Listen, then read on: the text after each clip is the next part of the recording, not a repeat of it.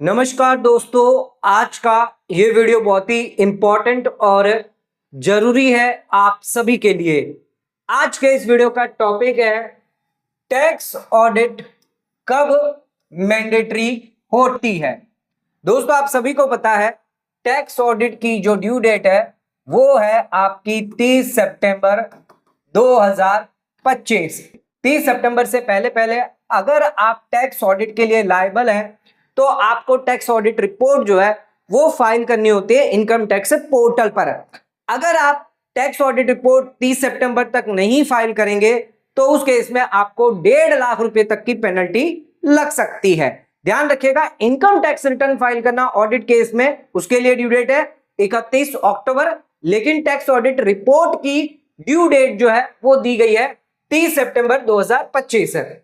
आज के वीडियो के अंदर हम यही डिस्कस करेंगे कि किन लोगों पर टैक्स ऑडिट एप्लीकेबल होती है। पहले जो हमने बात करी थी वो नॉन ऑडिट केस के बारे में बात करती, जिसकी 31 जुलाई थी, सरकार ने बढ़ाकर 15 सितंबर और एक दिन का और मौका दिया 16 सितंबर। लेकिन आज हम बात करेंगे ऑडिट केस वालों की, किन लोगों पर ऑडिट एप्लीकेबल होती है। दोस्तों, वीडियो को आगे बढ़ाने से पहले जरूरी जानकारी, अगर आप आईटीआर फाइल करवाना चाहते हैं, जीएसटी रिटर्न फाइल करवाना चाहते हैं या फिर ऑडिट करवाना चाहते हैं, टैक्स ऑडिट करवाना चाहते हैं, तो आप हमें कॉल कर सकते हैं 8799144520 पर। ध्यान रखिएगा, यहां पर हम ऑनलाइन सर्विस दे रहे हैं, तो ये आपको सब ऑनलाइन सर्विस दी जाएगी। आईटीआर फाइलिंग की, जीएसटी की, टैक्स ऑडिट की, इनकम टैक्स रिटर्न। अब आप भरेंगे बिलेटेड आईटीआर, यहां पर आपको 1000 की और 5000 की जो है लेट फीस देकर, अगर आपकी 5 लाख से ज्यादा इनकम है या 2.5 लाख से लेकर 5 लाख के अंदर है तो उस केस में 1000 की लेट फीस लग रही है, और 5 लाख से ज्यादा है तो उस केस में 5000 की लेट फीस लगकर आप अपना बिलेटेड रिटर्न जो है वो फाइल कर सकते हैं। 31 दिसंबर 2025 से पहले पहले आपको बिलेटेड आईटीआर फाइल करना होता है।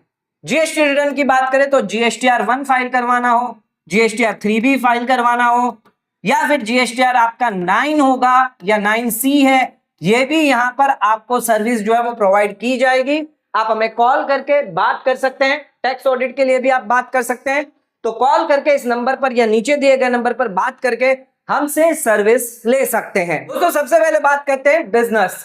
तो बिजनेस में एक तो हो गया आपका नॉर्मल बिजनेस और दूसरा होता है आपका F&O, future and option derivative business हो गया, या फिर आपका इंट्राडे ट्रेडिंग हो गई। अब ध्यान रखिएगा, नॉर्मल बिजनेस के अंदर तो टर्नओवर जो है वो आपका कैलकुलेट करना आपको आता है, लेकिन यहां पर अगर F&O और इंट्राडे की बात करें तो यहां पर आपका जो टर्नओवर का कैलकुलेशन है वो एज पर आईसीआई की गाइडलाइन के हिसाब से किया जाता है फॉर ऑडिट के लिए। इसमें क्या होता है, जो टर्नओवर है वो कैसे कैलकुलेट किया जाता है, आपका प्रॉफिट मान लीजिए 1 लाख रुपया है, यहां पर आपका लॉस हुआ है -50,000, तो यहां पर आपका नेट प्रॉफिट कितना हो गया 50,000 रुपया, और आपका टर्नओवर कितना हुआ, तो टर्नओवर कैलकुलेशन करने के लिए यहां पर 1 लाख रुपया और ये 50,000, तो यहां पर ये 1 लाख रुपया प्लस ये 50,000 रुपये, टोटल ये मिलाकर 1.5 लाख रुपया जो है ये आपका टर्नओवर माना जाता है। तो ये 1.5 लाख रुपया आपको देखना है, ना कि जो भी आपने प्रॉफिट एंड लॉस किया है, यानी जो सेल और बाई वैल्यू करके आपका प्रॉफिट निकल गया है, ये सेल वैल्यू आपको नहीं देखनी है। आपको टर्नओवर जो है वो प्रॉफिट और लॉस का एब्सोल्यूट वैल्यू जो है वो आपको लेनी है, प्रॉफिट और लॉस की। तो आपको ये माइनस फिगर इग्नोर करके 1,50,000 यानी टोटल 1.5 लाख आपका प्रॉफिट है, टर्नओवर है, और ये 1.5 लाख अगर आपका लिमिट से अगर ज्यादा हुआ, यानी ये 1.5 लाख है, अगर आपका जो लिमिट से ज्यादा हुआ तो उस केस में आप पर ऑडिट एप्लीकेबल हो जाएगी। आइए समझते हैं बिजनेस के केस में क्या लिमिट यहां पर दी गई है, जहां पर आपको ऑडिट जो है, टैक्स ऑडिट जो है वो एप्लीकेबल होती है। तो यहां पर टर्नओवर की लिमिट दी गई है 1 करोड़। अगर आपका टर्नओवर पूरे साल में 1 करोड़ से ज्यादा है तो उस केस में आपको टैक्स ऑडिट जो है वो मैंडेटरी करानी होती है।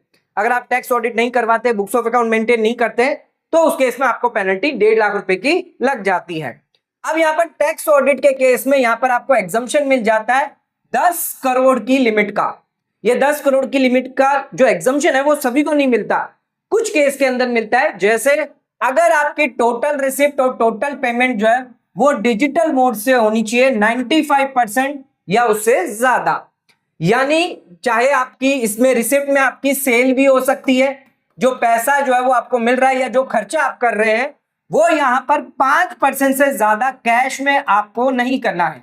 टोटल रिसिप्ट और टोटल पेमेंट का 5% से ज्यादा कैश में नहीं होना चाहिए।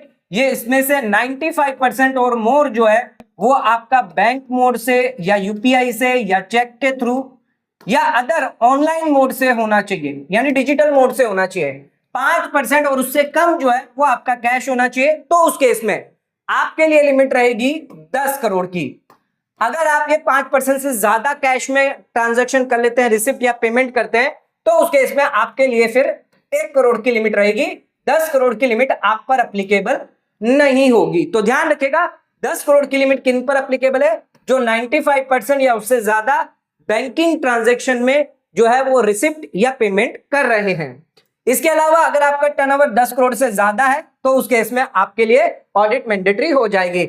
यानी जिन लोगों का रिसिप्ट और पेमेंट जो है वो 95% या उससे ज्यादा है, लेकिन उनका जो टर्नओवर है वो 10 करोड़ से ज्यादा क्रॉस हो चुका है, तो उस केस में आपको ऑडिट जो है वो करवानी होगी। तो ये तो हमने बात कर ली बिजनेस की। अब इसमें एक और पॉइंट है, आपके लिए 2 करोड़ की लिमिट दी गई है। 44 AD के अंदर आप 2 करोड़ तक जो है वो यहां पर टर्नओवर दिखा सकते हैं। सरकार ने इसको बढ़ाकर 3 करोड़ किया है। इन केस आपको 5% यहां पर भी ध्यान रखना है, कैश में 5% से ज्यादा नहीं होना चाहिए। तो 2 करोड़ की आपकी लिमिट है 44 AD में। इसमें आपको 8% और 6% जो है वो प्रॉफिट दिखाना होता है। कैश में 8% और ऑनलाइन मोड है, डिजिटल मोड है, तो यहां पर आपको 6% तक का प्रॉफिट दिखा सकते हैं। तो 2 करोड़ तक आप अगर टर्नओवर अगर आपका है 44 AD ऑप्ट करते हैं तो उस केस में आपको ऑडिट नहीं करवानी है। लेकिन अगर आपका टर्नओवर 2 करोड़ के अंदर है, 44 AD ऑप्ट किया, लेकिन अगर आप प्रॉफिट जो है वो 6% और 8% से कम दिखाना चाहते हैं और आपकी बेसिक एग्जम्पशन लिमिट 2.5 लाख से ज्यादा है, तो इस केस में आपको ऑडिट कराना मैंडेटरी होगा। अगर आप डीम्ड प्रॉफिट प्रेजम्पटिव टैक्सेशन के हिसाब से अगर प्रॉफिट जो है वो आप 5% दिखाना चाहते हैं, 2% दिखाना चाहते हैं, तो इस केस में आपको बुक्स ऑफ अकाउंट मेंटेन भी करना पड़ेगा और ऑडिट भी करवाना पड़ेगा। इसी के साथ एक बार अगर आप 44 AD से बाहर चले जाते हैं और अगर आप ऑडिट करवा लेते हैं, तो उस केस में ध्यान रखिएगा यहां पर 5 साल तक आप वापस 44 AD को ऑप्ट इन नहीं कर सकते। 5 सालों के लिए, जिस साल आपने ऑप्ट आउट किया है यानी आपने ऑडिट करवाई है उस साल प्लस आपके 5 साल और टोटल 6 साल तक आपको 44 AD जो है वो ऑप्ट इन नहीं कर सकते। उस केस में आपको यहां पर बुक्स ऑफ अकाउंट मेंटेन करना है, प्लस यहां पर अगर ऑडिट लिमिट लायबल है तो ऑडिट भी करवाना होगा। तो ध्यान रखिएगा, एक बार आप 44 AD से बाहर निकल जाते हैं तो अगले आने वाले 5 साल तक आप 44 AD ऑप्ट नहीं कर सकते। ये हो गया हमारा बिजनेस। नेक्स्ट आ जाते हैं प्रोफेशन। तो प्रोफेशन, चाहे आप डॉक्टर हो, चार्टर्ड अकाउंटेंट हो, लॉयर है, आर्किटेक्चर, कंसल्टेंट, तो जो भी प्रोफेशन से जुड़े हुए हैं उन लोगों के लिए क्या लिमिट दी गई है? Gross receipt. आपको क्या देखना है? Gross receipt. अगर आपकी टोटल ग्रॉस रिसिप्ट 50 लाख से ज्यादा है तो उस केस में आपके लिए ऑडिट जो है वो मैंडेटरी हो जाती है। यानी अगर कोई डॉक्टर है जिसकी 60 लाख की ग्रॉस रिसिप्ट है तो उसे ऑडिट करवाना मैंडेटरी हो जाता है। अब यहां पर प्रोफेशन के लिए भी यहां पर प्रिजम्पटिव टैक्सेशन लेकर आई थी सरकार 44 ADA।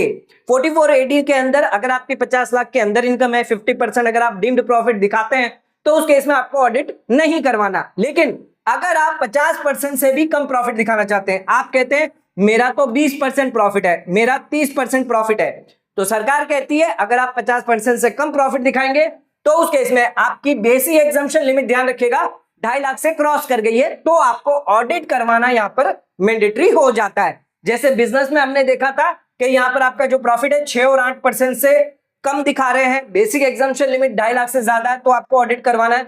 वैसे ही प्रोफेशन के केस में 44 ADA के अंदर अगर आपका प्रॉफिट 50% से कम है, आपकी बेसिक एग्जम्पशन लिमिट 2.5 लाख से ज्यादा है, तो इस केस में आपको ऑडिट करवाना मैंडेटरी हो जाता है। दोस्तों इनके अलावा अदर केसेस है, जैसे अगर आप ट्रांसपोर्ट बिजनेस से जुड़े हैं 44 AE, 44 BB, 44 BBB, कुछ प्रिजम्पटिव टैक्सेशन के और सेक्शंस हैं जहां पर अगर आप प्रिजम्पटिव प्रॉफिट जो दिया गया है उसके अंदर कि आपको इतना मिनिमम प्रॉफिट जो है वो आपको दिखाना है, अगर उस मिनिमम प्रॉफिट से अगर आप कम प्रॉफिट दिखाते हैं तो उस केस में आपको ऑडिट करना लायबल हो जाता है। तो ध्यान रखिएगा, अदर सेक्शंस के अंदर प्रिजम्पटिव लिमिट दी गई है, उससे कम अगर आप टर्नओवर, उससे कम आप अगर प्रॉफिट दिखाएंगे तो उस केस में आपको ऑडिट करवाना मैंडेटरी हो जाता है। तो ध्यान रखिएगा, ये केस है, 3 केस है, एक तो बिजनेस हो गया, प्रोफेशन हो गया और अदर केस। इन सभी केस के अंदर आपको ऑडिट कब कब अप्लीकेबल होता है, जिसके बारे में हमने डिटेल डिस्कस कर लिया है। तो दोस्तों, आज का वीडियो आपको कैसा लगा नीचे कमेंट करके हमें जरूर बताइए।